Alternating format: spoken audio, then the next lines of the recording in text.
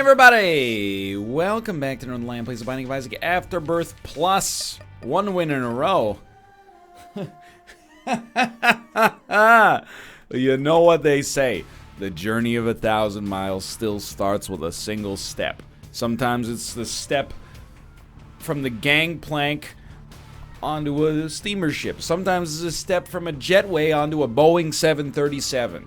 And sometimes it's one foot in front of the other on the Cellar 1, HBAJWY3P. I'm going to tell you, we got one major problem right out of the gate here. I got a helmet on that's too small for my head. I'm a large-headed man. I've made no apologies for this in the past, and this is not the first time I've mentioned it. Real fans, stand up. I got one of those heads that is like, it challenges the one-size-fits-all methodology.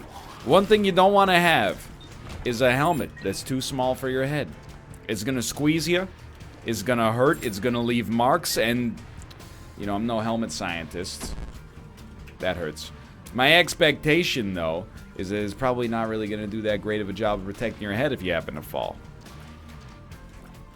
Either way, though, how we doing? It's good. It's a Friday. I've been up for a long time. It's only 4 in the afternoon, so it's relatively early. But we were up super early this morning, dropping the cats off for a grooming appointment. I hate the fact that every time I mention that we occasionally, especially in the summertime, have our cats groomed, I have to deal with the idea that you think I'm the kind of person that would send my cats to a grooming place for aesthetics. It's not that. It's for survival, dude.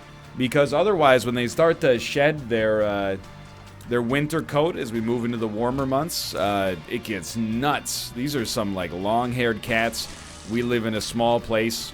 I have an answer to all of your criticisms, by the way. Why don't you vacuum more? We vacuum, like, literally, I would say probably 5 times a week. The good news is our place is small enough that it's not like an... It's still a lot of vacuuming, don't get me wrong, but it's not like it takes 45 minutes each time. It takes like 5 minutes sometimes, but still. I don't know if you have any other criticisms. I'm happy to address them at a later date. However, for now, let me see what we got going on here. We got him groomed. Takes a while to groom him. I don't know. There's a priority queue out in the back. They worked out, recorded a few episodes, picked them up, came home, brushed them to make sure all the loose fur was gone, recorded a couple episodes of Tetris. It's been a long day, dude. But it's like a good day. It's like one of those, it's almost one of my favorite kinds of days. It's a day that's not really a day off. Because I have actually done a decent chunk of work today. But it's a day where your duties at work are slightly different than they are on an average day, right? Like, I remember I had a summer job once. I mean, I've had a few summer jobs in my life, but one of the summer jobs I had was a desk job. I spent all day looking at MapQuest and Google Maps. It was back in the day before, oh, nice dodge. While the map wars were still ongoing. Many of you were probably too young to have really experienced it, but one day, you know, it was a not-for-profit, so things were a little tight as far as the, you know, budgetary restrictions and whatnots go. And before I finish the anecdote, I gotta go see something. Anytime you see the direct message pop up on Twitter, it's the #1 way to get a YouTuber or Twitch streamer's attention is toss them a DM, but I'll handle that later, maybe never. Okay, so one day, my boss was like, oh, we're out of, like, I forget what it even was. Some kind of stationery. I don't know if it was, like, envelopes or stamps or whatever. They were like, who's the low rung on the totem pole? Is Ryan. Ryan, do you want to go, it's not really a want to. It's more of a, could you go to the store and go get us some, let's just say, it was like, I remember I went to Business Depot or Staples, so it was like, and it was called Business Depot up here for a while, believe it or not. So it must have been something like, I don't know, buy like some USB sticks or something like that.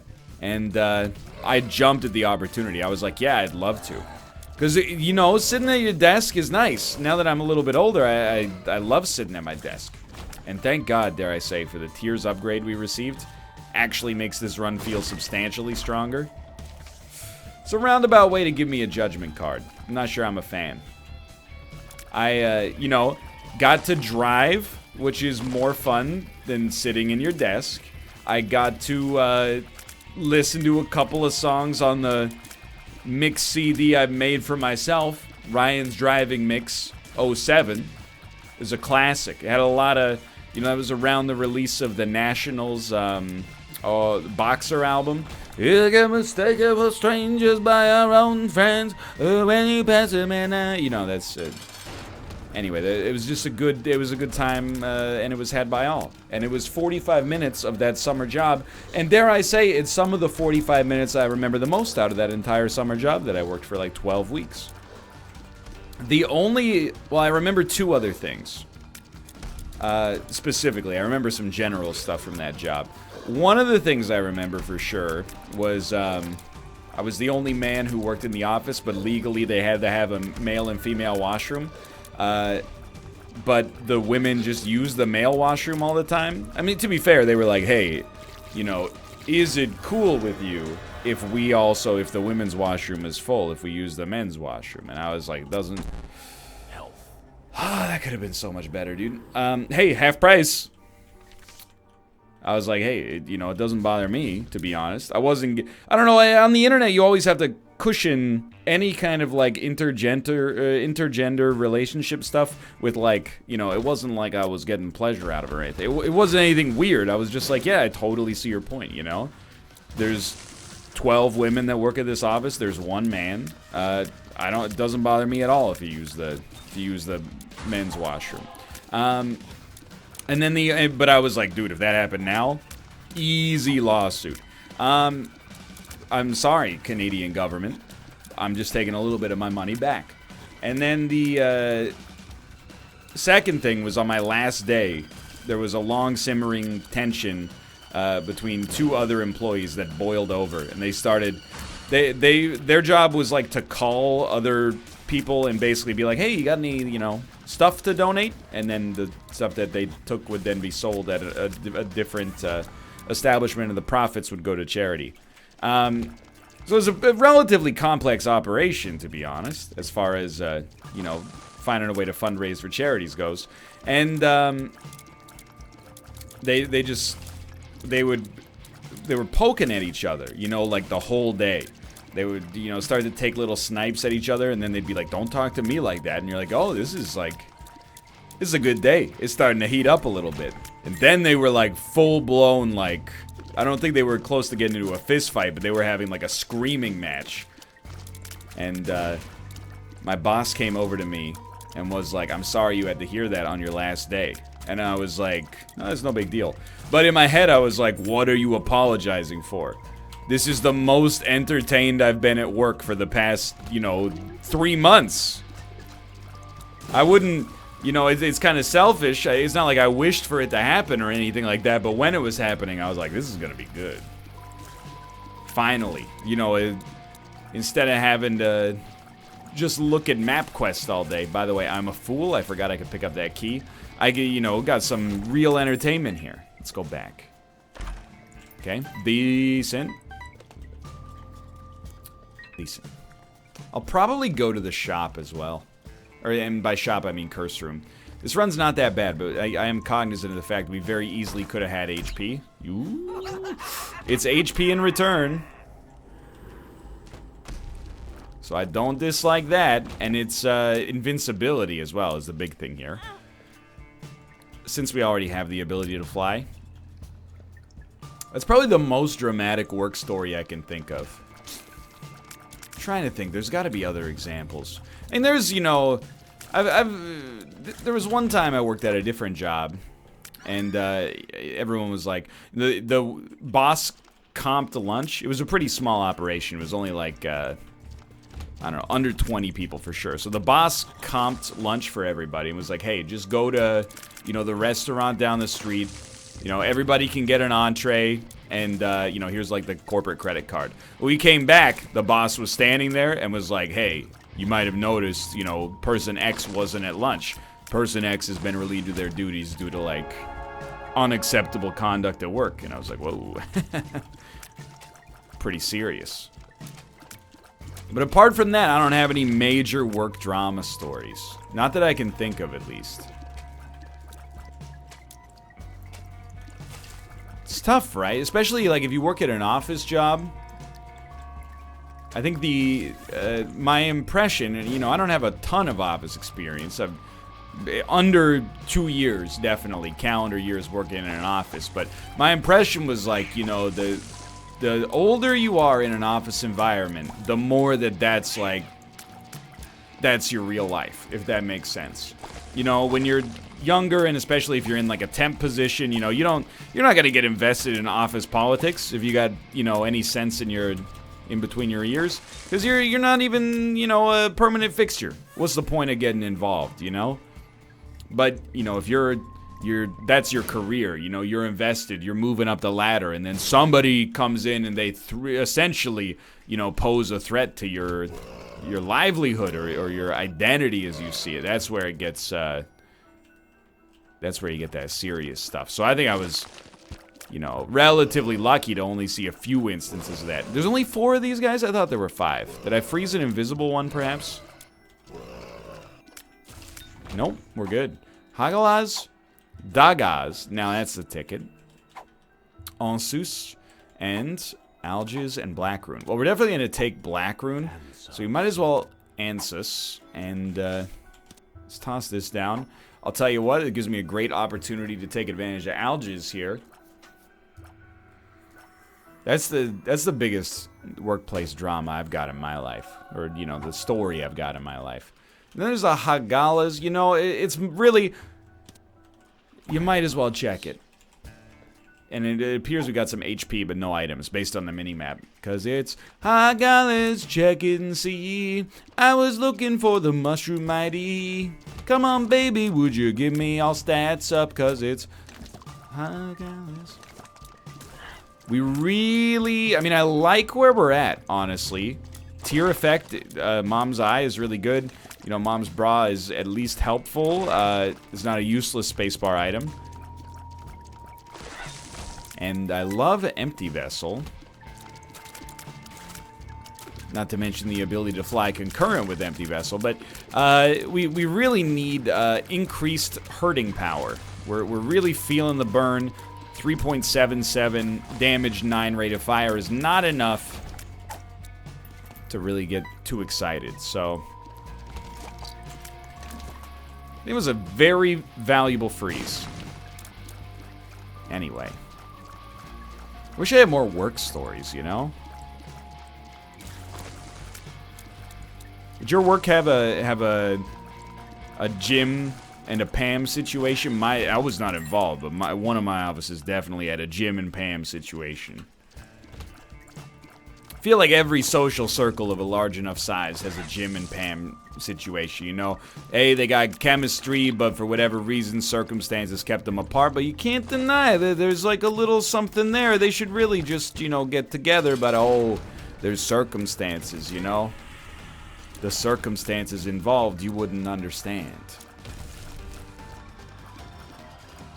You should, even if you're not a fan of The Office or you've never seen it, you should be aware of what a Jim and Pam situation is, just for cultural relevancy, you know? It's like a Ross-Rachel situation. It's like, I don't expect you to have seen the sum total of Friends episodes in human existence. Probably could have sucked that one up. But, you know, you should be aware of the fact that what's a Ross and Rachel situation? It's a little bit of built-in chemistry plus...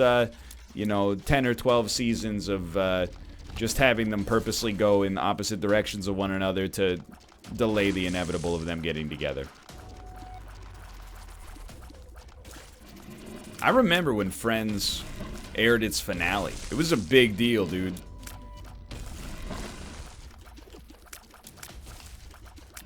I feel like the era of the sitcom is kind of over, right? Am I right in that? Or at least the era of the sitcom being like the most popular genre of comedy, at least.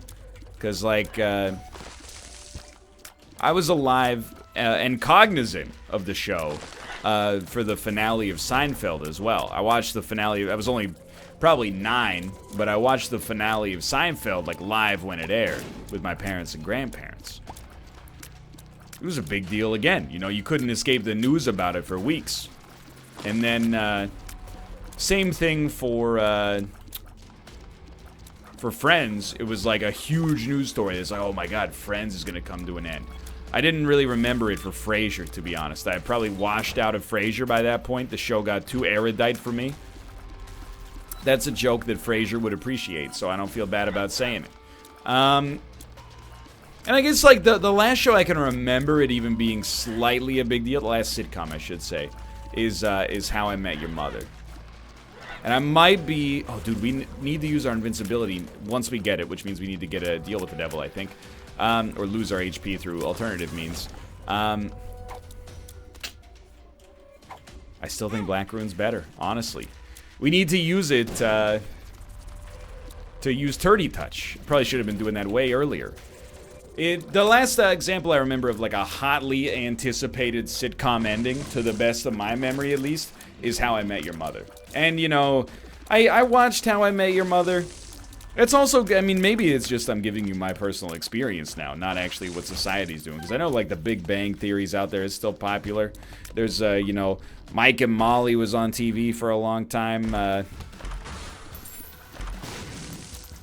I'm so tempted, even though it's such a wrong decision, to suck up Goathead. But we really want it. It's just it's a symbol of how desperate I am for more damage right now.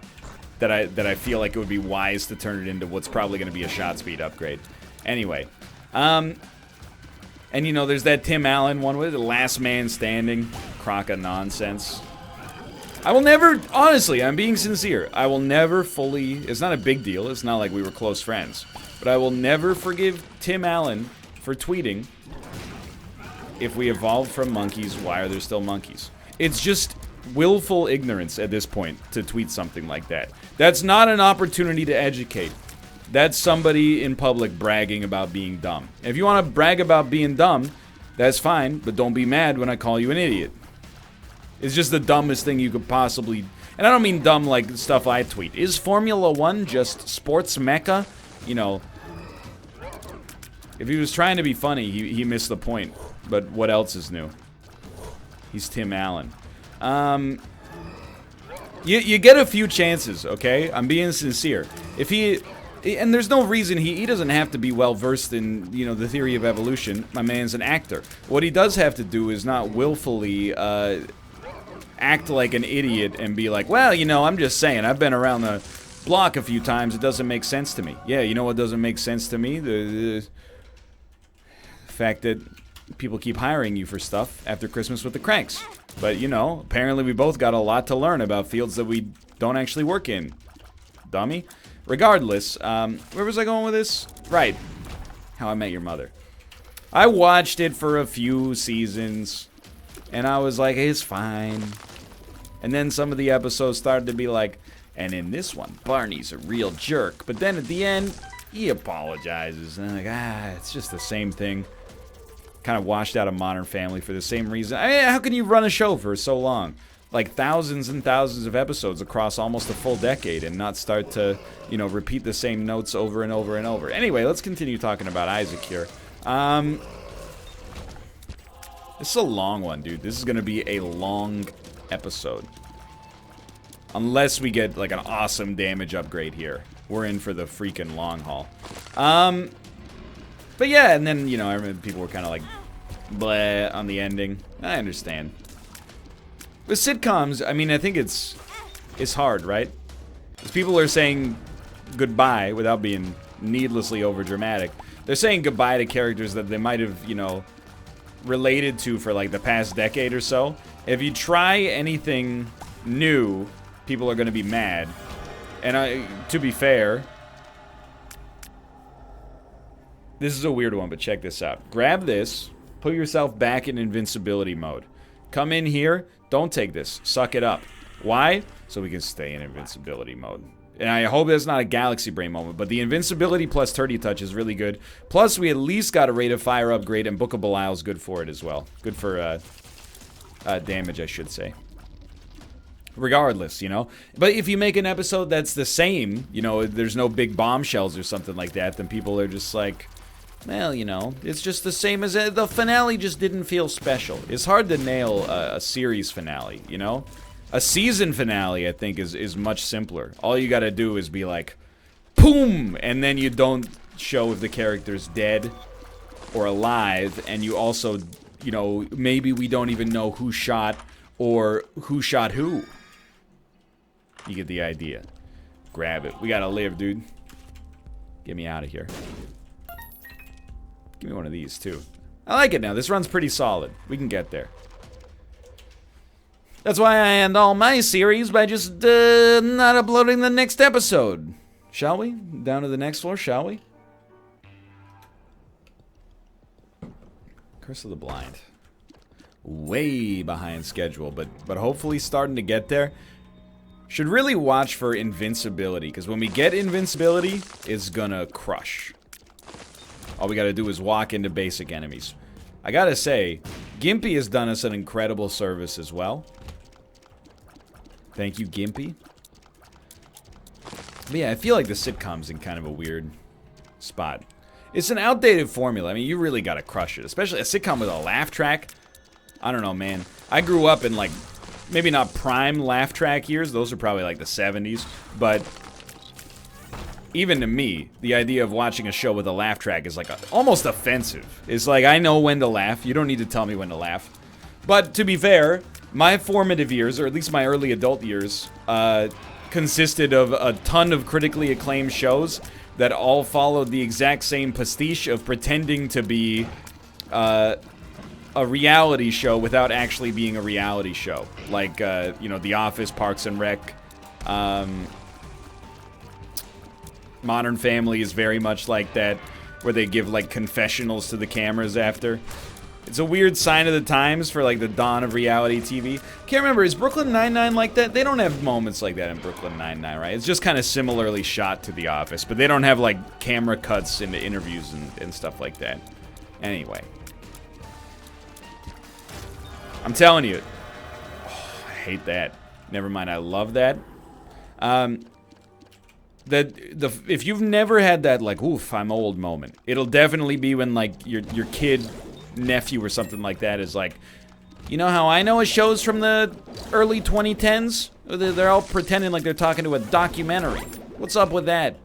And you're gonna be like, well, you know, it's a long story. Basically, when I grew up, North Americans were allergic to watching TV that wasn't produced in their own country. So, if England made a really good show, you had to wait for America to copy it, and then you could actually watch it. And then, you gotta wait for another show to copy that show to really get the best possible iteration. By the way, if you're asking me what's the best Office, British Office, Season 1, no question. However, I do really like the American Office. It's a different thing, and that's fine. I thought the first season, which I own on DVD, believe it or not, because I'm 55 years old, the first season is, you know, pretty much just a recreation of the British show, and it's pretty not good. But in season 2, it really starts to hit. I mean, I'm not the first person to acknowledge this, but the show really hits its stride. Hold on, what's this card? Wheel of Fortune. Parks and Rec I never really got into, but, you know. Kind of like, I don't know. I don't watch that much serialized TV anymore. Well, that's not true. I just don't watch it, there was a large period where I didn't watch it. Now I just watch Unsolved Mysteries as I'm going to bed. It's so good, dude.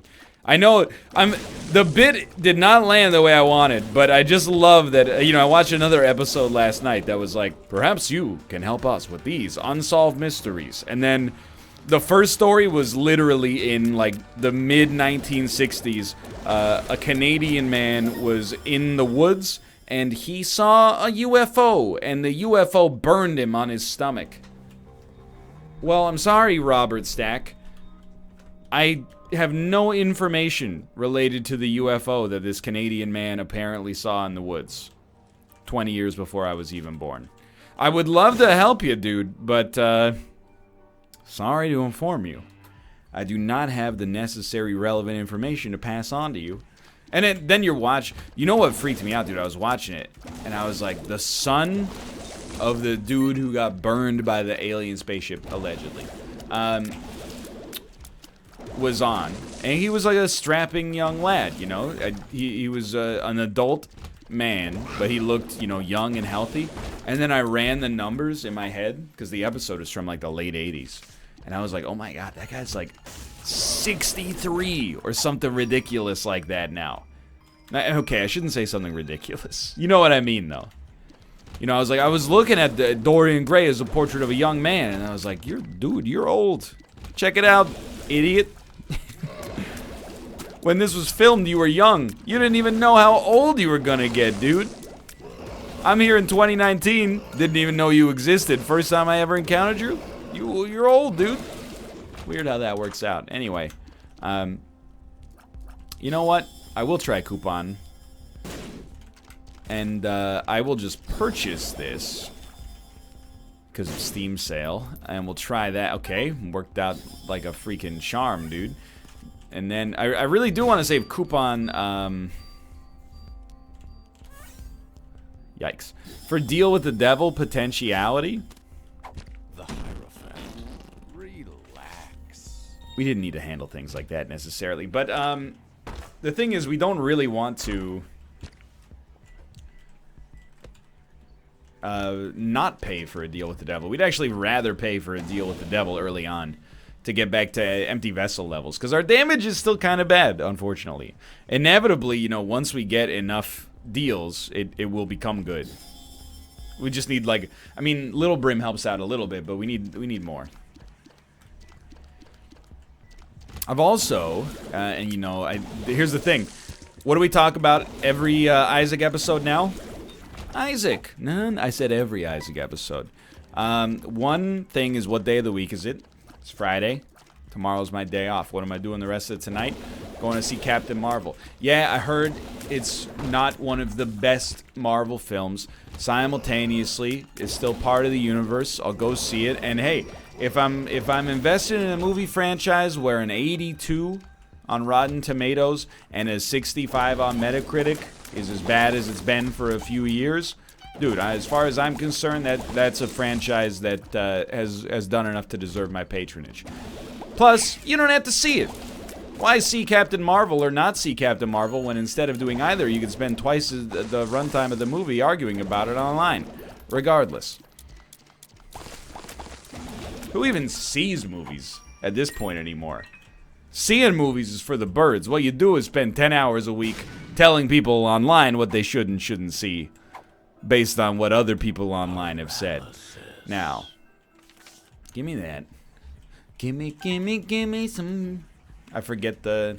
What's the ABBA song? Give me some Man After Midnight. Something, something, something, something, something. The light. It's a great one. Really memorable. It stuck with me. And then the other thing we talk about is what I've been watching on Netflix. And I gotta say, last year, I sniffed at getting interested in Formula One because F1 2018 came out and was great. I really liked that game. And my F1 experience is zero prior to that, you know. I could have probably named... I mean, I've watched enough Sports Center in my day. I could have named Kimi Räikkönen, and I could have named Lewis Hamilton, because they were, you know, just coming up when I used to watch a lot of TSN. And this is obviously not what we wanted here, but whatever, we're down. Could not have named anybody else, but, you know, the reason I ended up washing out, there's two reasons. I think the globetrotting nature of F1 is cool, and probably, you know, part of the reason for the worldwide appeal of the sport. It makes it difficult to follow when you're in a time zone where only 1 or 2 races happen at a reasonable hour annually. It's not really fair. When I say at a reasonable hour, I mean like at the exact hour that works for me. But the other reason is F1 2018 apparently comes out in the middle of the race season. I'm not that kind of guy. I don't want to get invested in the sport halfway through the season. I want to get invested at the start so I can follow the storylines. It's just the way I prefer to interface with it. But then there's a show that just came out on Netflix called Formula One. I don't know. You'll be able to find it for yourself. It's a Netflix original, so it will never leave your front page until 35 more Netflix originals come out. So you're good to find it on the front page for at least the next 10 or 15 minutes. I've been watching it. It's a detailed, well, not detailed necessarily, but it's a dramatized, condensed version of the events of the 2018 F1 season, and the geniuses released it 1 week prior to the first race of the season, the Australian Grand Prix. As a result, after I watched it, I was like, dude, this F1 is really cool. I understand the idea that watching racing is boring, because it can be. I haven't watched that many races in my life, but, you know, you gotta hand it to the fact that these are, you know, sure, they're racing for like 2 or 3 hours, I think. Well, maybe like over an hour, but you know what? That's a good thing to check. How long? Let's just look at a time. Australian Grand Prix 2018. Not best lap time. I want total time. Dude, also apparently it takes place at, wait, is that 10 p.m. Pacific? 10 p.m. Pacific. That's not that bad. It's a 191-mile race. I mean, this is taking a while now. Can I see results? Race? Yeah, it's like an hour and a half. That's not that bad.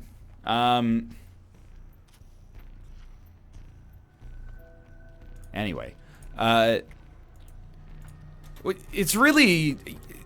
It's a cool, and I mean, as somebody who's not even into F1 yet, you know, just sniffing at it, it is a really cool team sport, if that makes sense. The fact that, you know, behind every single one of these drivers, there's a team of hundreds or thousands of engineers, hundreds of millions of dollars, and also, like, the greatest scientific minds in their particular industry, all working together, and then, you know, it's a very analytical sport. It's not a sport that's, like... I don't mean to make baseball sound dumb, because I don't think that's fair. I've seen Moneyball. But, you know, baseball's like, you know, hit a home run. Okay, you did it. You know, there's a little bit more... That's insulting, okay? I don't mean it like that. I'm just trying to draw a comparison, I guess. There's much more engineering involved in F1. Let's put it that way. I'm not trying to say that the Louisville Corporation doesn't... or Louisville Slugger Corporation doesn't, you know, put some money into R&D, but there's a difference, I think. Anyway, so it's good timing, dude. That's why I like, you know, EA Sports releases Madden in, you know, August or July, before the start of the NFL season. That's why EA Sports releases the NHL games in September. You know, just before the release of the, or just before the start of the NHL season. It's astute marketing. It's astute marketing, dude. I can't believe we actually could make the Hush fight here. After all we've been through. The Incubus pickup was highly clutch. Anyway, it's cool. I mean, it depends on your, you know, your tolerance for sport. If you're not, if you're more invested in the drama of drama as opposed to the drama of, you know, few dudes duking it out in vehiculars, you probably know where you stand, I guess, is what I'm trying to get across. But it's been interesting so far, and I really have been looking for a bit of an inroad into F1. It's kind of like maybe the off-season sport for me to follow. When one of two things happens. One is the end of the NHL season, or the other one is the end of the Canucks having relevance in the NHL season. Which the latter has pretty much happened. That's okay. I recognize, you know, it's a good thing for my team to, you know, once times have proven to be pretty bad, it's a good thing to be bad so that you can get a better draft pick. But, you know, the games are getting a little tougher to watch. Who would I root for? I don't know. I mean, I feel there's one Canadian driver, right? I gotta I feel like it's almost the same as the Premier League. I know the rules of the Premier League.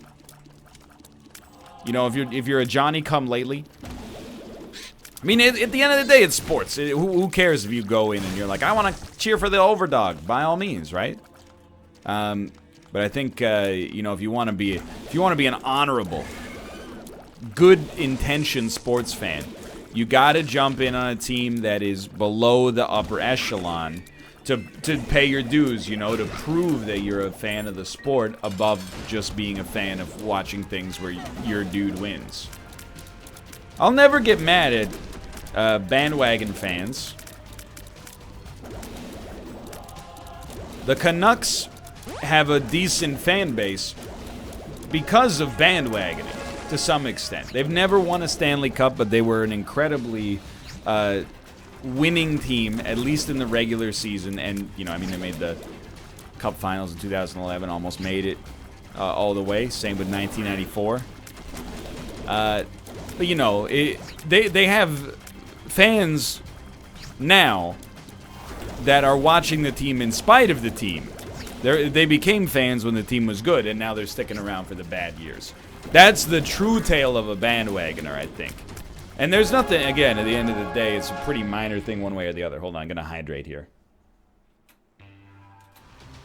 I don't care if you're like, you know, in 2005, you were like, what's hockey? And then in 2009, you were like, Sidney Crosby's my daddy. You know, if you're that kind of person, whatever. It's entertainment, right? But the real test of a bandwagon fan is who sticks around during the bad years. If you jump on during the good years, that's just common sense. If you jump off during the bad years, that's bandwagoning. I'd like to reposition it. You know, you go out for a beer with your friends, the Canucks game's on. They're like, I can't name any players on the Canucks. This is like last year, except for the Sedins. I go, you know what? It's a teachable moment, but also that's bandwagoning for sure. You jumped on during the good years. Now you're going to tell me you don't remember Jared McCann? You're going to tell me you weren't there for Sam Gagner's incredible games? For the tales of Michael Del Zotto? Have I told this? I mean, it's, again, resident sleeper sports. Well, that's what happens when we have a 38-minute long Isaac episode where, you know, really like the last 5 minutes have moved forward. The first 30 we're just talking about nonsense over and over. I went to see a Canucks game in December. The Canucks lost. It was either 3-2 or 3-1, I think. And all three of the goals were scored while the same player was in the penalty box. His name's Michael Del Zotto. Not the same penalty being served. But, like, it was 1-0 for the Canucks. He took a penalty. They scored. It was 1-1. The Canucks were on the penalty kill. He took another penalty, so now they're killing two penalties. He's in the box. Minnesota Wild score once. His friend gets out of the box because he took the first penalty. They score again in the 5-on-4. Literally, I was like, dude, I mean, I paid like, it's not a substantial amount of money, but it was like enough money to be mad that essentially one dude's play on the ice was like responsible for the loss. I was like, really, man? You know, I was trying to come here and have like a nice day. You had to come out here with your elbowing penalties, and now all of a sudden, you know, my experience at Rogers Arena is buffered as a result. Probably the most boring story I've ever told. I apologize, but you know what? It's Friday, bro. TGIF, I can say whatever the heck I want to say. And you can't stop me.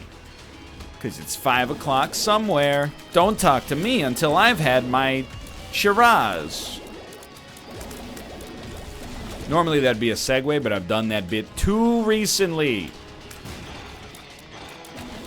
You know, this is an archetype of run we have not had for quite some time. This run is almost unlosable, but is really, really, really average. It's like You know, I'm not mad. I'm glad we got to where we needed to be to win this run, and we got a couple of standout items. Incubus, Eye of Belial, Little Brim. Our stats are just so middling that it's like... I don't need to, in order to be happy, I don't need to press the one arrow key and destroy the entire room down here. I think that's unreasonable. That's actually very nice. It's a nice gesture to get those sad bombs. But give me a little gas. Like, this is just... It's slow, brother. I will say thank God for piercing shots. And dude, look at the power of that single sad bomb with Eye of Belial crunching for it. It's wonderful news. The boss, I mean, with 6 HP and Gimpy, we should be basically completely unkillable. But I'm eager to put this run in the rear view. 2 reasons. One reason, you know, as I said, hasn't ended up being, you know, all that overwhelming in its strength so far. The other reason is it's just nice to get a consecutive win. Unfortunately, we've been playing pretty badly lately, and this has put us in a situation where we're the kind of streamer that celebrates getting 2 Isaac wins in a row, apparently. Hey, thanks for watching. I hope you guys have enjoyed the episode. If you did, click the like button. Helps out a great deal. And, of course, subscribe if you want to see more in the future. For now, thanks for watching, and I will see you next time. See ya!